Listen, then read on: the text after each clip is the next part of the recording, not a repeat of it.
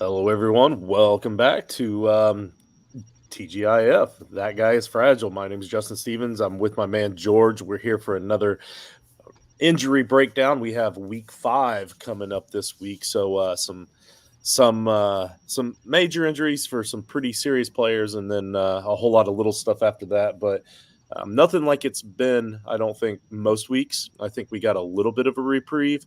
It's just that the big ones were really big this week, and plus you mix in the bye weeks for this week for the first time all season. So there are going to be some start-sit questions on your head or in your heads, on your brains for this week.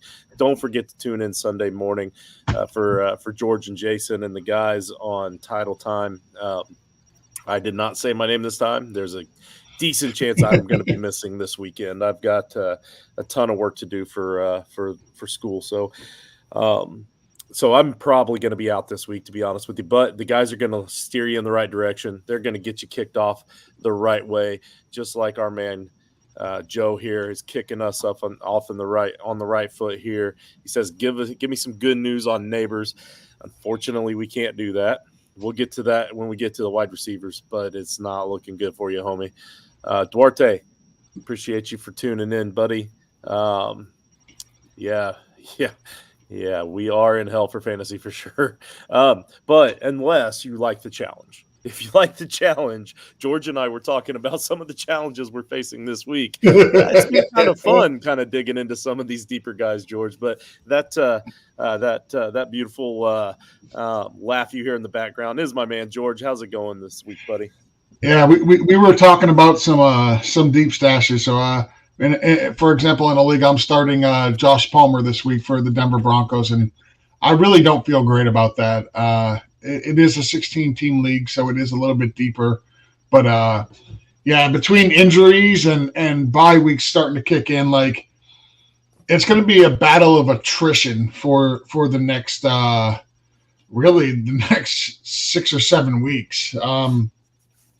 We got 5 teams on bye this week: Detroit, the Chargers, the Eagles, and the Titans. For those who are kind of like me and like to look ahead, week 6, it does not get any better for fantasy purposes because you got Kansas City, the Los Angeles Rams, the Miami Dolphins, and the Minnesota Vikings all off. And those 4 teams do carry a lot of quality fantasy football players that are staples in our lineups. So it is going to be fun. Like Justin mentioned, it seems like a little bit lighter week for injuries. But man, between the injuries and the bye weeks, now we're starting to find out where the separation is between who can survive and who can't these fantasy weeks. It's going to be rough for the next foreseen future here. Not to mention all the guys that have the small little bumps and bruises, the guys that Yep. are most likely going to play, but then you're trying to plan for just in case not. And like at this point in the season, they just start piling up those little tiny, those sprained ankles that are not quite completely sprained, or those the sore bruises, or those the pesky AC joints where they're 50-50 based on pain tolerance. And you're like, okay, I'm going to start him if he plays, but now I also have to waste this roster spot on this guy in case he doesn't. So it definitely builds up. So, but that's all part of it. That's all a lot of soft tissue issues. Yes. Speaking of soft tissue issues, let's just jump right into Anthony Richardson. One big walking soft tissue issue. I'm gonna do this for Anthony Richardson, my friend. You've got the show. Go ahead, take it. All right, so I'm not gonna jump on that soapbox and talk about how this is what I was expecting all along, because this isn't what I was expecting all along, because he's probably only going to miss the one game most likely. Most of the week they have come out and said that it's going to be kind of a pain tolerance thing. It depends on his comfort level, and he hasn't practiced much all week. I don't see him playing. Most likely he's probably going to miss. There was one crazy report I read that said something like, if he's not feeling up to it and he's still sore, then they're at least going to let Joe Flacco start the first half.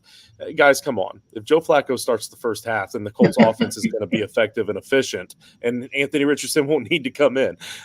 So the only reason Richardson's going to be coming back out in week 6 is so that the upper management can try to save some face for getting that draft pick wrong. But anyway, Anthony Richardson, most likely going to be out this week. Make sure you pick up Joe Flacco. He proved that he is still a very serviceable quarterback all last season with one of the worst organizations in the NFL with the Browns. Now he's with the Colts, and he looked pretty good last week as well. So he's just out here making crappy teams look less crappy. Aaron Rodgers is swollen soreness in his knee. That's just because he's a 67-year-old quarterback. He'll be all right. Will Levis, you guys get saved this week because he's on bye. So if you were desperate, you're not going to take that chance of getting negative points for Will Levis this week. So that's so good on you. Or go ahead and start him and get about the same production that we've been getting. And that's coming from a guy that was a Will Levis stan until this season. I'm willing to admit when I was wrong, and well, I was wrong. That's the new ones. The old ones start with one of your guys. So I'll let you take it away, George. Skylar Thompson, he's still dealing with a chest injury. The Dolphins have already come out and said that Tyler Huntley will start again this week against New England. Hopefully the offense looks a little bit better, but they cut who was the other quarterback that was there? I can't even think of his name. Yeah, it doesn't matter. It doesn't matter. It doesn't matter. You know why? He's not there no more. They did cut Testaverde. Yeah, sure. Why not? Dan Marino. They cut the other quarterback that they had, and they're going to roll with Thompson. They're going to roll with Huntley and Tua as the quarterbacks on the team for the foreseeable future. You also got Justin Herbert. He's dealing with an ankle injury, but he's on a bye, so there's no real concerns there. You're not starting him anyway, and if you had him, you probably weren't starting him anyway. Andy Dalton with the Carolina Panthers. He's dealing with an ankle sprain. It's likely a lateral ankle sprain. There's no real concerns about him playing. Welcome back to the NFL, Mr. Jordan Love. He's dealing with a knee injury. It's his left MCL sprain. It was likely a grade 1. He will be back to play again this week. No concerns there. And finally, the one that I find to be the most entertaining yet wildly confusing one of them all is Russell Wilson dealing with a calf injury. It's a calf strain. Every week they've ruled him out. They've come out and said he's inactive. Yet when they cut to him on the sidelines, he's got his uniform on, he's got his pads on, he's got his eye black on. Dude, you're not going in the game. You're inactive. They ruled you out. What the you're not playing. What are you doing? Like, it makes no damn sense. He's not going to let a designation limit him. He's unlimited. I get unlimited. it. I get it, but dude, you're not playing. So we got Chris's videos here in the chat. He's leading us right into the next portion, which is our running backs. And honestly, Chris, looking at these two comments here, you say your team's in shambles with Mixon out. Obviously, yeah, we want Mixon in if we can get him. But you said your flex is on bye, and it says so. You put Shakir, and he is out. So okay, you have Trey Sermon though. Trey Sermon's getting the start this week. So Jonathan Taylor is officially out. Trey Sermon's going to get the start. Trey Sermon, as long as he shows he's serviceable, which I think he can against Jacksonville this week, could potentially also get a start next week. They say that the injury to Jonathan Taylor is going to be anywhere between, I almost said Jonathan Stewart. That's kind of a blast from the past. Jonathan Taylor is going to last anywhere between 1 to 3 weeks. But Jonathan Taylor has played on the side of precaution for the last couple of seasons. In my mind, it is very likely it's going to lean more heavily towards the 3 weeks than it is just the 1, especially for a high ankle sprain. So I think you're in decent shape. And don't get me wrong, it's a drop from JT to Sermon, but now it's not 80% of the touches of the snaps for JT. It's going to be like 95% of the snaps for Sermon. So you are taking a drop, but I don't think it's going to be as big of a dip, especially if Sermon can find the end zone. I don't think you're as bad off as you think there. And then also Kareem Hunt looked pretty good. Now you said and Hunt. I will precaution that Kareem Hunt is also on this injury list. He's at about, Dr. Jesse Morse is saying, about a 50-50 chance he'll play, but that's only because he doesn't really have any news or updates on Kareem Hunt at this point. It is a shoulder injury, but the team's kind of being hush about it. So play with precaution. I know you say you have Hunt, but if he plays, if you've got Kareem Hunt and you have Trey Sermon, I think you're going to be at least okay or adequate at that running back position. And hopefully, just like most teams right now are kind of reeling about their injuries and their bye weeks, maybe your opponent is also going to be in rough shape. So, and if I had to pick one, Trey Sermon or Kareem Hunt, easily I would go with Trey Sermon. It's just there's less mouths to feed in that backfield. He's going to be the starter. He's going to get the majority of the work. Hunt is going to share with P. Ryan and whoever else that they can roll out. Maybe Carson Steele gets a couple of touches. So while Hunt did look good, of the two, I would definitely go with Trey Sermon. But let's jump back into these. I was going to say, I think what he was saying, though, is that he also has Hunt, and because one of those spots that he's short on is flex. So I was reading it as he's starting both of them. So I think he'll be all right. But yeah, so the rest of the newer running backs, we got Bijan, who actually did play last night, and maybe him being on this injury list might have been part of the reason why he was underutilized again. It was. Or it's just the Falcons. I think it was more they were protecting his shoulder.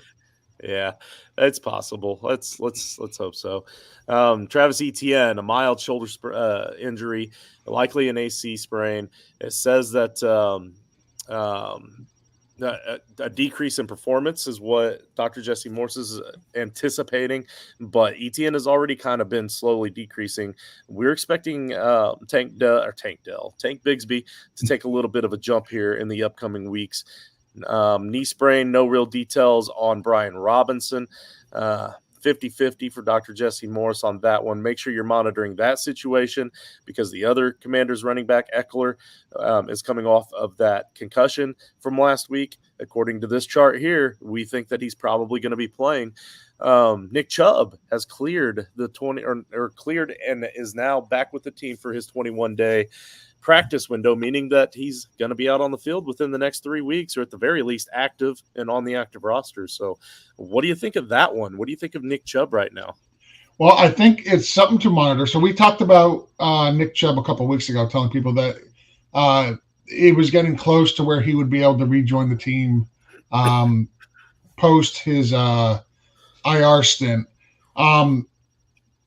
We're going to have to watch it. They have 21 days to activate him and put him on the team. If they don't, he goes back onto season-ending IR.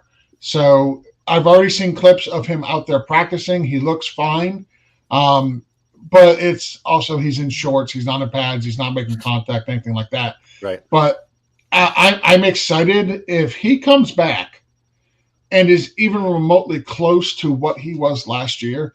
If you drafted him late, he is going to definitely help your fantasy team a lot, especially if you're able to tread water until then. But I'm also going to be convinced that man is like Wolverine, and he has one of those exoskeletons made of metal and is just not human. Him and Adrian Peterson both. They both are just non-humans when it comes to getting injuries and then coming back. So I'm excited for Nick Chubb. I have him in a couple of leagues. I've got him stashed, and I can't wait for him to come back. And like I said, if he's anything close to what he was in previous years, it'll be a victory. Yeah, and if you did draft him late, it's probably not really hurting your team because it was a late round pick. So most likely you're probably still at least doing okay with your higher round picks as long as they were healthy and stuff. So that's the thing with all the injuries. With all the injuries, if you don't have if you're in a league where there's no IR, you might have to you've been trying to work around him on the bench. That could hurt you. Chaka says that when Kupp got hurt, he traded Barkley for Stevenson, Devonta Smith, Amari Cooper, and Ingram. Now I want to kick himself in the pants. Myself. It says Felt fair at the time. Now I can drop all these guys. So I I would wouldn't not say drop that. any of them, No, to be honest. no, not it. Yeah. Now Stevenson did lose a starting spot. That is something that George and I were talking about before the show. But I mean, there's a chance it might just be because of the fumbles and combination between the fumbles and that finger injury that he has that could be potentially causing some of the fumbles. I know he was fumbling before, but I mean, he's not completely inept. He does still have an opportunity to get some carries. And just because he's lost the start doesn't mean he's lost all of his opportunity. I wouldn't give up on him yet. Most likely benching him for sure until we see what happens, what that offense is going to look like with him as the primary backup. But Devonta Smith, he's going to be coming back really soon, probably possibly even this next week after their bye. Amari Cooper, is Amari Cooper. I know Amari Cooper has been an upset, but he's had huge plays that have been called back. He's had Yep. huge plays that were just a few inches off. He's had huge plays where it was just in his head and he dropped the ball. So the opportunity there's no way you can drop him. And then Evan Ingram, once he gets back, he's going to be back to form. That first week that he played poorly, that was just week one. There were no tight ends that played good in week one. I'm not counting that against Evan Ingram. Okay, all right. Yeah, he's the only one. He's the only one. He hasn't played nearly as good the last 2 weeks. So that's just the tight end landscape this year. It is what it is. So Evan Ingram is going to be just as crappy as the rest of them. So don't beat yourself up on that one. But I mean, it was a good haul at the time. I get it. Yeah, sure. But traded Barkley for, so it doesn't say that you traded Cup, and he'll be coming back in a few weeks too. You can fight back and either make the playoffs or play spoiler. But anyhow, let's get through the rest of these running backs here. Devin Singletary has a groin injury, or as Mark on Title Time would say, he has a small groin injury. But he's it says likely there, but then 50-50. So definitely check into the backups there for the Giants. But I think he's been. I'm double checking right now. I want to say I seen a thing that said he's been ruled out. Okay. While you're doing that, I'm also going to allude. I know it's ahead, but there is one wide receiver here, and Joe mentioned him earlier, and Malik Neighbors with the concussion already out.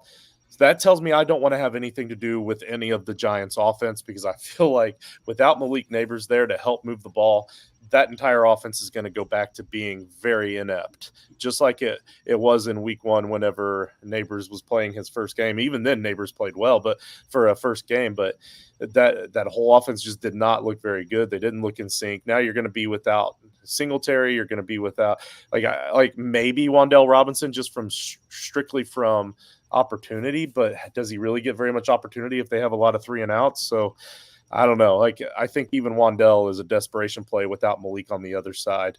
But yeah, you want to hit some of these running backs for me, sir? Yeah, I was looking something up. Yep, I got you. Oh no, you're good. We're good. Oh, I got it. Okay. So Jeff Wilson Jr. for Miami, dealing with a mild knee sprain. He sprained his knee in warmups. If they call upon him on Sunday, he will play. Tyler Bidet, the Denver running back, is officially out. He left the game with a possible spine injury, but all reports so far are positive for him. So our thoughts and prayers are with Tyler Bidet. Cordell Patterson is officially ruled out with an ankle sprain.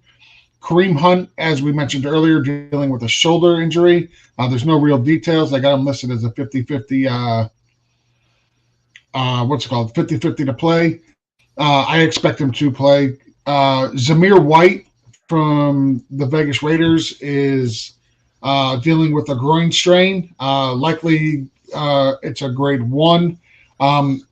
I believe, as I was scrolling, I think they officially announced him as out. Yep, they did. Him and Devontae Adams both are officially out for the Raiders. A couple other guys that a couple other guys that are on the injury report for running backs. Jaylen Warren, I'm going to skip to him. We've already talked about him. He's out dealing with a knee sprain. There's really no details. We talked about Joe Mixon. He's out with a right higher medial ankle sprain. Likely be back week 5. Most likely it's going to be week 6. And the other one out is Dameon Pierce. He's dealing with a hamstring issue. They got him as could return week 5. I'm not expecting him this week. Other guys that did pop up, but we expect them to play, so there's no real serious concern. Alvin Kamara, Najee Harris, Austin Eckler, he's cleared concussion protocol. He'll be in. Jerome Ford, Bucky Irvin played last night, had the fumble. Interested to see if they penalize him for that and give Rashard White a few more touches. Rashard White has been dealing with a groin injury as well. We talked about Joe Mixon being out. So that's basically it. Kenneth Walker, he's dealing with an oblique issue. He returned last week and scored 3 touchdowns. I think he was okay. So we'll move right into the wide receivers because there's a boatload of wide receivers. Man, yeah. Yeah, there's a lot of wide receivers. Go ahead. Sorry. Okay. What I'll do is I'll go over the guys that are out first, and then we can deal with the guys that are in or moderate concerns. Rashee Rice, he's on short-term IR. Everybody knows by now he's dealing with the right knee injury. It's an ACL plus PCL. He's going to have a scope on the 7th, placed on injured reserve on the 3rd. As we talked about, Malik Neighbors, no surprise with a concussion. He's out. So if you have a fantasy player and they suffer a concussion,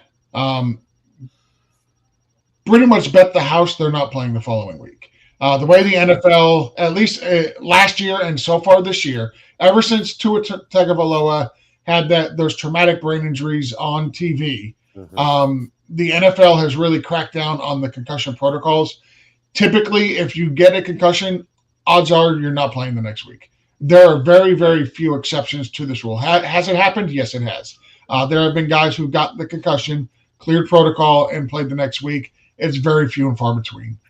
They typically are going with an abundance of caution with these injuries and giving the guys basically not allowing them to clear concussion protocol until the next week. So if you get a guy who has a concussion, you might as well plan on him not being there and make other arrangements as soon as you can because he's probably not going to play. Hey, real quick, Ian from Australia, appreciate you, man. Thanks for tuning in. Thank you so much, Wyatt. Unfortunately, I am feeling better. Don't get me wrong. I'm at least able to move around more and walk in the classroom, but my back is still really bad off. Going to the gym tomorrow just so I can sit in the massage chair for excessively too long and see if that helps. But appreciate you. I'm not going to be here Sunday morning for the Start Sit show, so. But you can hit me up anytime. Jason, we will get to your start sit question at the end. I promise. If you got any more, throw them in there and we'll crank them out before we head out. Hey, good evening, Dustin. Thanks for tuning in. Appreciate you very much. No, I wasn't sick. I mean, I've been sick too, but no, just a bad back injury. So I want to point out that we had video proof that it was your toe last week. It was not your back. Quit lying to the people. Quit lying to the fans. Quit lying to our listeners. Have a little bit of integrity. No, it was 100% the foot. Don't make me most get of these photo guys. evidence Most again. of these guys have been with us since before that foot injury that you originally took the picture of. So they know that this is all lies. You just lay in your filthy den of lies, or however it is that saying goes. But anyway, all right. Where did you leave off with the? You just said the out. So we got. I got Rashee. I got the two of the 32 names on this list. You got the big ones. All right. So Christian Watson, Trey Palmer, Brandon Cooks, all out. None of those are super huge for fantasy. Christian Watson maybe could have been had it not been for the Love injury earlier. So we're already kind of used to not playing him at this point. Trey Palmer has already their game's already played, but I said earlier in the week that on the Tuesday night show, the flagship show, that the Trey Palmer injury was important because of what it could do for Mike Evans and Chris Godwin. And you saw that Godwin had a pretty solid game, but Evans had a phenomenal game. And I know because I went against him in a couple leagues. So that Trey Palmer injury was important there. And then Devontae Adams. Oh man. Of course, Cooper Kupp's out and Jalen McMillan out, but Devontae Adams requesting a trade, the team marking him out for this week a few days ahead of when they probably needed to mark him out. I think we're actually going to see a trade. Like, I really have the feeling that it's going to happen this time. I think so.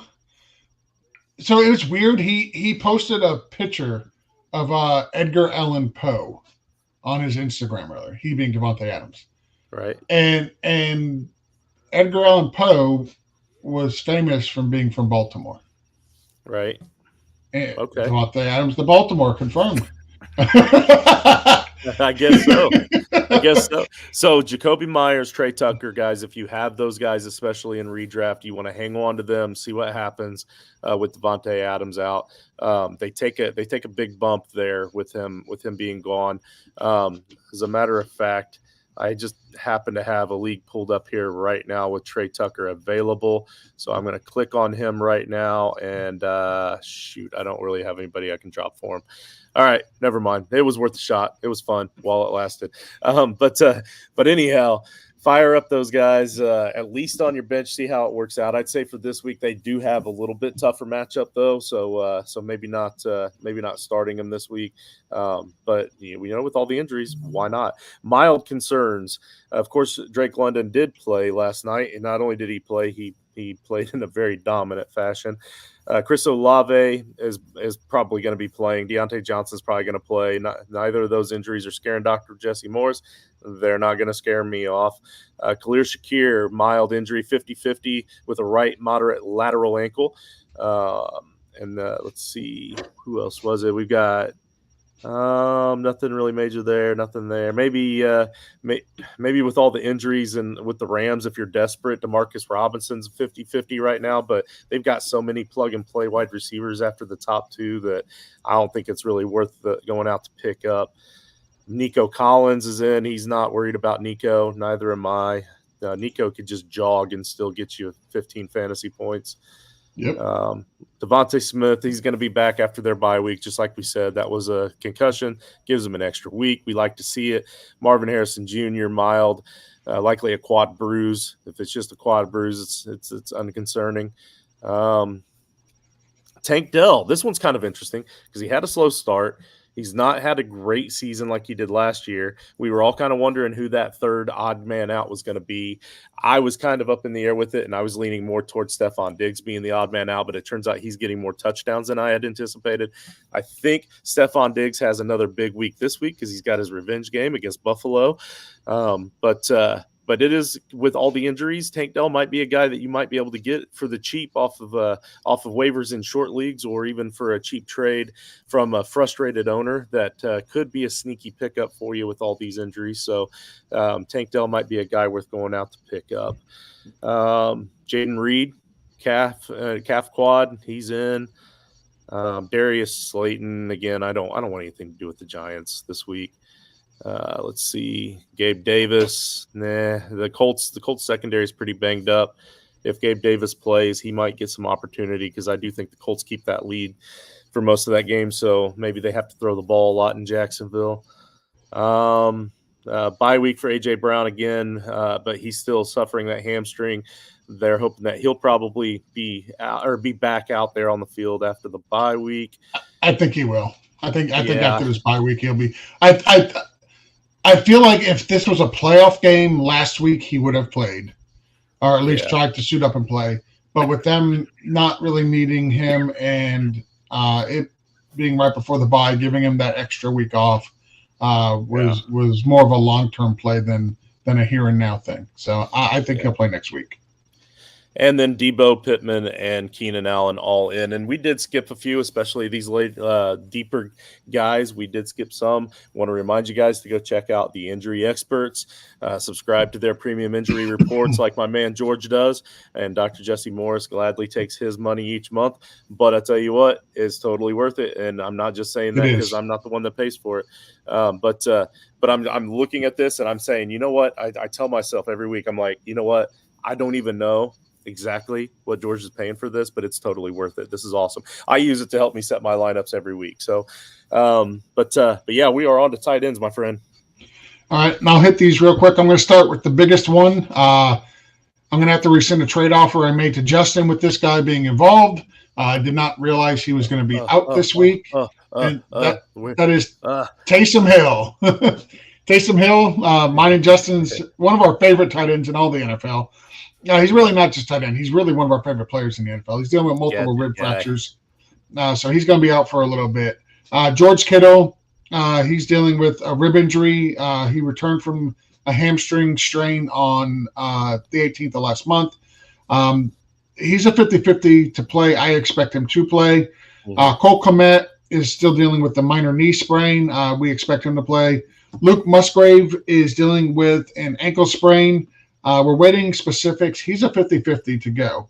If you have Tucker Kraft is who I would want. If Musgrave is out, I would expect his volume to skyrocket. Trey McBride is dealing with a traumatic brain injury, aka concussion. I believe he's been cleared through the protocol. He missed last week. We talked about concussions earlier, so I believe he cleared concussion protocol today. I expect him to be playing this weekend. Sam Laporta from the Lions is dealing with a right lateral ankle sprain, but he's on a bye, so you're not starting him anyway. I just talked about Tucker Kraft from the Green Bay Packers dealing with a shoulder injury. Evan Ingram from the Jacksonville Jaguars is still dealing with a hamstring strain from warmups. Expect him to play this week. They got him at a 75%. I expect Evan Ingram to play.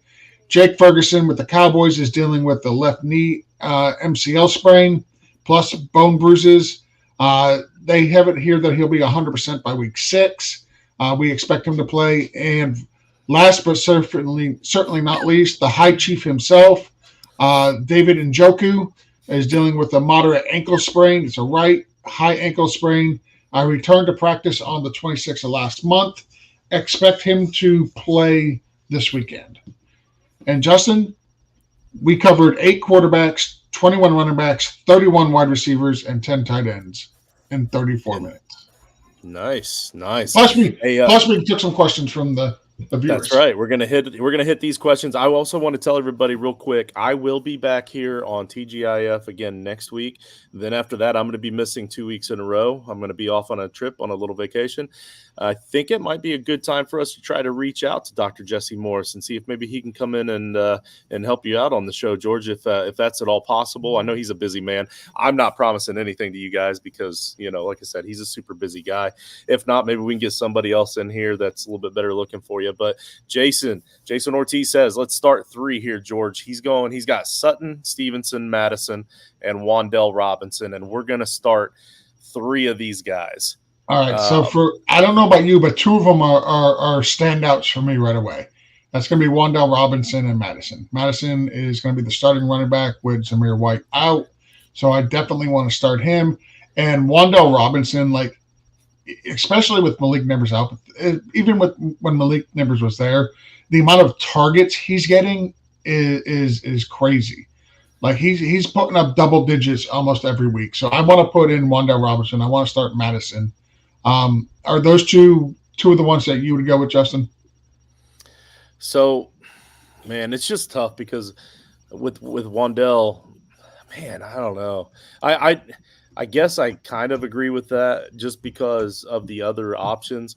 Who's Sutton playing this week? Let me look that up real quick. Sutton is with them. Sorry, we usually prepare for our start-sit questions for the Sunday morning show after this Friday show, so not quite prepared there. But see, Sutton's going up against the Raiders, which, again, means that Madison should have another decent game because Denver actually has a really good defense. Yep. I know that sounds crazy to say. They have a really good defense. So why is Madison going to have a good game? It's because that the Raiders are going to have to throw the ball. Madison's really solid out of the backfield too. He's going to be heavily active. That's what I'm trying to say. It's not going to be a point where they're just going to have to just run the clock out and throw in the backups or whatever. It's going to be a tough game. So definitely Madison, especially in PPR. But so the reason I like Robinson also, it's not just with Malik Neighbors out. Devin Singletary is probably not playing either. So he's going to be the number 1 wide receiver on that team. He's going to get another game where he has just a crap ton of targets. Let's see. Last week, that also go ahead. I was last week against Dallas. He had 14 targets for 71 yards. If you're telling me he's getting 10 targets, we'll just go 10 targets. I'm down with that. Give me Wan'Dale as one of the 2. And then if I have to choose between Stevenson and Sutton, I'm going to go with Sutton over Stevenson. Let's see. I'm looking up something. So Neighbors last week had 12 receptions on 15 targets. My point And is like, Wandell had 11 receptions on 14 targets against the number 2 DB, and they were able to move the ball because they had options on both sides. What I'm saying is that without Malik Neighbors there, I just don't see that offense being able to do squat. Like if he gets 80% of the target share, does it matter if it's only 8 targets the whole game because they're I three think and they're out, going to three and pass out, more three than and that. out. No, they're not going to not be 3 and out. They'll pass more than that.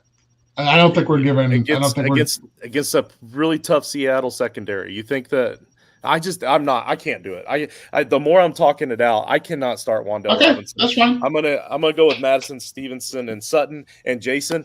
That doesn't help you much. We left a tie. Jason, so tune in on Sunday. Tune in. Yep, there you go. You got to tune in Sunday morning. We'll have our whole panel on there Sunday morning, except for me. But you got my opinion here.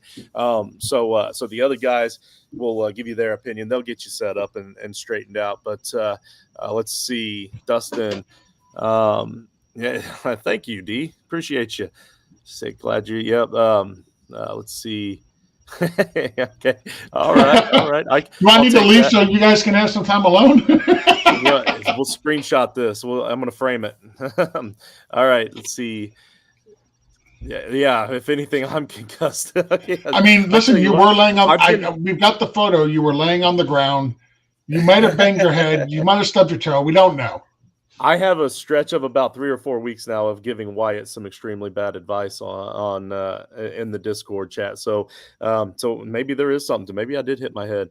Adams to the Dolphins. Okay, that would that's their new QB. And so Devontae Adams is going to switch over to quarterback. I like it. Let's see. Time permitting. Well, we got a little bit of time. It's you, Wyatt. Let's see, Dell or Wandell. If it's okay. In this situation, I think I'm still going to go Wandell. There's too many mouths to feed there in Houston. Concerned Wandell is mid to meh with that. Yeah, see, I agree. Mid to meh without Neighbors. But I just said all that, and I still think that maybe it's probably still going to be Wandell just because Tank Dell coming off an injury, already kind of underperforming beforehand. Dustin says, Lori, take care of you. He's gibberish in the meantime. Z-Pack, yeah, I've been on prednisone actually with the for the inflammation, so appreciate that. Is that a product of Neighbors though? Yeah, exactly. Yeah, that's what I'm saying. I agree with you, Wyatt. Yep, they're playing Vegas. Okay, we got another one. Start 2. Rondé, Gibson, Tutu, or Chase Brown.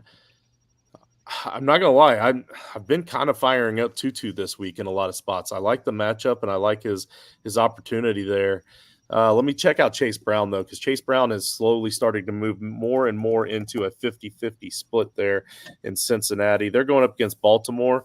Again, tougher defense. I don't think we're going to see a lot of running there, but I did say on the Tuesday night show that Chase Brown is a sneaky start for PPR purposes because I think he's slowly going to lean more and more into that third down back role, even though Moss is the better blocking running back. It seems like they won, and when they know they have to throw, it seems like they've been splitting Chase out on more of those flare routes. So he might get in the PPR. He might be there for me, but I think I'm going to go with Tutu and Gibson this week. I want to hold on Ramondre on my bench in most leagues if I have decent options. Just wait and see what we're looking at with that offense with him as the backup. So for me, it's Tutu and Gibson. Same here. What about you? Same for you? Yep. All right. I was hoping that you would split it too, so the savvy edits would also have to tune in on Sunday morning, but you still can. You'll get more opinions there on Sunday morning. Plus, who knows? Maybe George will change his mind by then. I might. All right. I might. And last one, Dustin. Start Pittman or Shaheed with Shakir out. Also, okay, so start Pittman or Shaheed with Shakir out. So Shakir is out. Are we starting Pittman Shaheed? Or Shaheed? Shaheed. There have been too many weeks where I said I'm not going to start Shaheed because I can't rely on him getting that one big play. And then that week, and he goes out and has that one big play. Pittman, I've got him in a couple of leagues. I was really high on him coming into the season. He's just been a disappointment for me. I'm going Shaheed, and it's not remotely close. And I'm gonna go Pittman. Pittman with Flacco and actually, honestly, Pittman with Anthony Richardson for that first drive actually looked good. And I was shocked. For a moment, I kind of had this epiphany as a Colts fan that maybe Anthony Richardson could potentially be. Oh no, back injury. He's out. But there was a moment. There was a. And he came back in. And then the Colts in their infinite wisdom said, "Hey, let's do a QB run to the left side here." As soon as he went back in, I knew we were in trouble because you could tell by the way he was walking to the huddle that he was. Well, it didn't help. They called the quarterback run. I mean, well, you don't call a quarterback draw. Option. It was a run pass option, and he chose. It was still bad. It shouldn't have called the run play option. No, they should have done what they should always do and just run the damn ball. But anyway, so with Flacco in there, I really do like Pittman because Pittman continued to look good the entire rest of the game with Flacco in there. Flacco is an efficient quarterback. Flacco is more patient, and he will let his first read develop before he tries to move on to the second read. That's why Pittman's been a disappointment, is because AR is not quite as patient. He's not there yet, so he looks away from that first read before Pittman's ever even able to break that first read. So for that reason alone, I like Pittman this week. And then it says also pick 2 between Etienne, Moss, or Madison. That's a good one. I definitely want to say Madison here with the start, but I'm gonna let you answer the Etienne Moss split here because I really like both of them, but you kind of have your thumb on the whole Dolphins organization there. So yeah, what do you say? I'm going with, if you need 2 running backs, I'm starting Madison for sure. And then I'm actually leaning Zach Moss over Etienne. It's gonna be hard to bench Etienne. I get this, but man, right now the Dolphins offense is just so out of whack, and a New England game could be a get-right game for that offense. It's in New England, so take that for what it's worth. It's not a home game for the Dolphins. They are on the road. But, I mean, the Dolphins offense, they've just looked really, really bad the last few weeks. Completely out of whack. Teron Armstead, the left tackle, is not playing this week. We're starting the rookie, Patrick Paul, who is a mammoth of a man, by the way. He's like 6'6", 350 pounds. That took him in the second round. He's a project left tackle. That is eventually they drafted him to be the replacement for Teron Armstead. But it is right now the offense is just so out of whack. I'm benching pretty much all Dolphins outside of Tyreek Hill at this point. And that's only because I can't bring myself to say bench Tyreek Hill. All right. Yeah, I think I could let you talk me into Moss over Etienne as well. That one's super close, and I probably would have sat down and crunched numbers and pictured narratives in my head and thought about Huntley having another week in the offense and realizing that, you know, if they played it right and they ran and they just played the efficiency game with Huntley, maybe, just maybe. But I don't think I agree with you. And especially if Mostert comes back too. If Mostert's coming back, then now there's even more of a split too. Yep. I think I can agree with you. I'm gonna go with Madison and Moss as well. The reason why I'm concerned about it is because as much as I love Mike McDaniel as head coach, and I think he's a really brilliant head coach, like typically if you're bringing in a backup, especially a backup quarterback who has only been on the team for like less than 2 weeks, you try to design the offense around what that quarterback can do. You try to limit the scope of the playbook. You don't need to get all fancy in what you're doing. Right. And none of that changed. Like they are still trying to run the playbook like Tua Tagovailoa's back there with all the pre-snap motions and the pre-snap reads, and that's not Tyler Huntley's game. You're not trying to build the offense around the quarterback. He's trying to build the quarterback around his offense. and it's just not working. Right. I mean, Yep, no problem. Skylar Thompson's been there for 3 years, and he looked terrible. Right. And you expect the guy that's been there for 2 weeks to grasp this? No, not going to happen.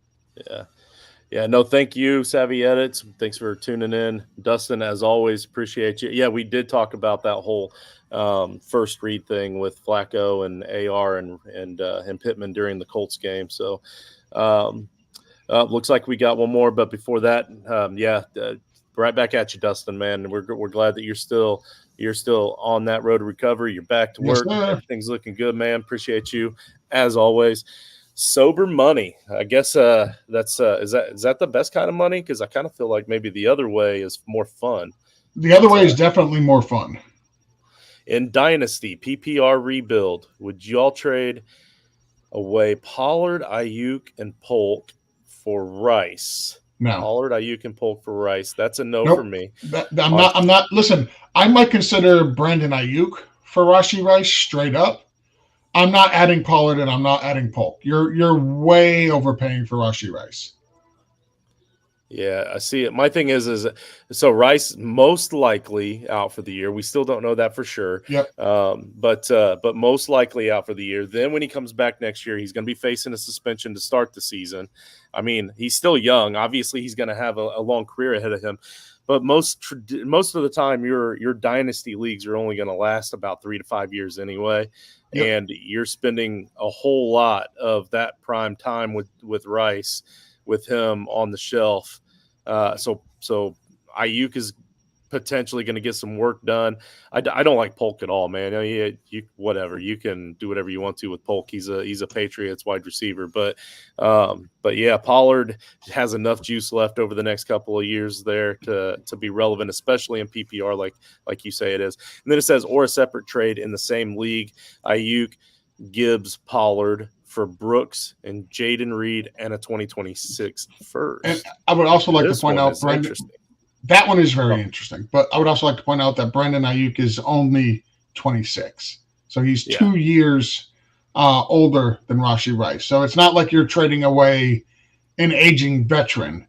You're not trading away like a Mike Evans, for example, who I believe he's in his 30s, who's 31. Just turned 31 in August. So it's not like you're trading away a 31-year-old wide receiver for a 24-year-old wide receiver. No, these guys are really, Brandon Ayuk's about to hit his prime, and Rashee Rice is not there yet. So and don't let a little bit more context with that. Don't let this slow performance start for this season of Ayuk throw you off either, because once the rest of that offense is healthy and they're clicking and he's gotten his feet back under him, I mean, Ayuk is going to be fine. And that's what makes this next one really interesting, because I see the shiny new toys over there with Brooks, Jaden Reed, and the 2026 first. That one I realize. These other shiny toys aren't really all that old. They're still pretty shiny too. So yeah, I would definitely still do that one as well. But you're also doing it on hope, right? You have more of a secure thing with Ayuk, Gibbs, and Pollard. You know what you know what you see, and you know what you're getting from Reed. You know you're getting a stud wide receiver. We still haven't seen Brooks on the field yet, but we're pretty sure it's going to happen, and he's going to be good. And 2026 first is sometimes it's a total crapshoot. So and honestly, it doesn't even matter to me since it's 2026. That's 2 years away. I can't even look at it as is this a mid, early, or late. So with that one, it's like I'm just going to assume it's late, and I still would rather have the draft pick and Brooks and Reed. So if you can do that one, if you can pull that one off, go for it. If you have to throw in a second, I would probably even still go ahead and do it. Just start with a third, though. If they ask for more, just start with a third. Don't for sure. Don't offer the second right away. Yeah, but I say what my max would be. Yeah. So no, if you're in a rebuild, Brooks, Jaden Reed in the 2026 first, I would do that for Ayuk, Gibbs, and Pollard. That's not a deal I would fade. I would take that. Yep. Thank you, Wyatt. I know I've been saying this, but one last one. Last one. Master Vader, you are the last one. Yep. You bet, Sober Money. Appreciate you tuning in. Okay, Master. We got traded Dalton and Mike Evans for Stafford and DK in my super flex yesterday before the game. I I still feel good about it. Okay. Yeah. Dalton and Mike Evans for Stafford and DK. So, yeah, I mean, you're definitely getting the upgraded DK. Mike Evans isn't going to do that every week. He is getting a little bit older, but he's still a solid wide receiver option. Don't get me wrong. Dalton, I think you gave up a little bit better quarterback there, but Stafford, once he gets his receivers back, Yep. I mean, sky's the limit for him. I think you got the better end of the deal. That and Absolutely. Just be patient. to be fair, we don't really know how long Dalton is going to remain the starting quarterback for the Carolina Panthers. Just throwing that out there. I mean, we don't know if it's going to be the whole year or not. We really don't know. They may, sit their second year player for a couple of games, and then give him another shot. We're really not sure. I'm not ready to write off Bryce Young just yet. So it's one of those things where I think you're taking the safer quarterback with Stafford, who will be very good once he gets his weapons back in a couple of weeks. And DK for Mike Evans for me is a wash. Yeah, Mike Evans, great game last night. He had a 2-touchdown game. He's not going to have 2 touchdowns every week, though. So I would feel good about the trade if I was you as well. That's a good trade. Yeah, I'm leaning more towards Dalton's definitely going to start the rest of the season, especially given the fact that the Panthers are looking way better and they're only 2 games out from the division lead. And don't get me wrong, the Falcons and the Buccaneers also looked really good. The Saints have looked good all year. All 3 of those teams, in my opinion, are still the better overall teams. But if they can still stay close, coaches want to keep their jobs. So I still want to lean towards Dalton. I think it's hard to go back to a guy after you've benched him like that. But he is still young on his rookie contract, so it is possible. Don't get me wrong. I agree It's possible. Let's see. Yep, no problem. No, we appreciate you tuning in, guys. Hit the subscribe button for us. Help us out here with the algorithms. We appreciate you guys. That's why we're here. That's why we do what we do every week. Yep, and the notification bell so that you can see when the guys go live on Sunday morning for the Title Time show, the Start Sit show every week. To get that weekly advice, we got the Dynasty show. For those of you, we had some Dynasty questions in here. I appreciate that, sir. So we had the Dynasty guys do a show here recently. They were trying to get one out every week, our flagship show on Tuesday nights. So we got a lot going on for you. Appreciate all your time. Patreon.com/Toilets and Titles. Thanks for tuning in, guys.